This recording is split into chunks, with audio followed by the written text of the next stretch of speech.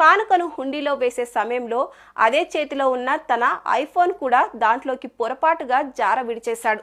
జరిగిన పొరపాటుకు నాలుక కార్చుకున్న దినేష్ వెంటనే ఆలయ అధికారులకు ఆ విషయం చెప్పాడు. వారు వెంటనే ఆ సెల్ ఫోన్ తీసిచ్చేస్తారు అనుకున్న దినేష్కు వారు చెప్పిన సమాధానం విని దిమ్మ తిరిగింది.